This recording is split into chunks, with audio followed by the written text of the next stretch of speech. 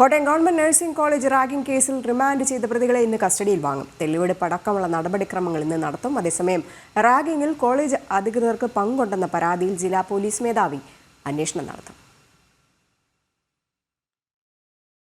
Kottayam government nursing college ragging കേസിൽ പ്രതികളായ Samuel Johnson, NS ജീവ, റിജിൽ ജിത്ത്, രാഹുൽ രാജ്, NV വിവേക് എന്നീ സീനിയർ വിദ്യാർത്ഥികളാണ് റിമാൻഡിൽ കഴിയുന്നത്. അന്വേഷണ സംഘം ഇവരെ ഇന്ന് കസ്റ്റഡിയിൽ വാങ്ങും. ഇതിനായി ഏറ്റുമാനൂർ കോടതിയെ സമീപിച്ചിട്ടുണ്ട്. 2 ദിവസത്തേക്ക് കസ്റ്റഡിയിലെടുക്കാനാണ് തീരുമാനം. പ്രതികളെ കസ്റ്റഡിയിൽ വാങ്ങുന്നത് നീട്ടിക്കൊണ്ടുപോകുന്നതിന് പിന്നിൽ ഇടതുപക്ഷക്കാരായ പ്രതികളോടുള്ള മൃദു സമീപനമാണെന്ന് വിമർശനമുയർന്നിരുന്നു. കസ്റ്റഡിയിൽ വാങ്ങിയ പ്രതികളുമായി റാഗിംഗ് നടന്ന ഹോസ്റ്റലിൽ തെളിവെടുപ്പ് നടത്തുകയാണ് പ്രധാന നടപടി. 5 പ്രതികളെയും ഒന്നിച്ചോ അല്ലെങ്കിൽ ഒന്നാം പ്രതി സാമുവൽ ജോൺസനെ മാത്രമായോ തെളിവെടുപ്പ് നടത്താനാണ് സാധ്യത. ലഹരി ഉപയോഗിക്കാനായി പണപ്പിരിവ് നടത്തിയത് ഒന്നാം പ്രതിയായ സാമുവൽ ആണെന്നതിന് ഡിജിറ്റൽ തെളിവുകൾ പോലീസ് ശേഖരിച്ചിട്ടുണ്ട്. അതേസമയം കോളേജ് അധികൃതരെ കേസിൽ പ്രതി ചേർക്കാത്തതിൽ ശക്തമായ പ്രതിഷേധം ഉയർന്നിരുന്നു. ഇതോടെ റാഗിംഗിൽ കോളേജ് അധികൃതരുടെ പങ്ക് അന്വേഷിക്കാൻ ജില്ലാ പോലീസ് മേധാവിക്ക് നിർദ്ദേശം നൽകി.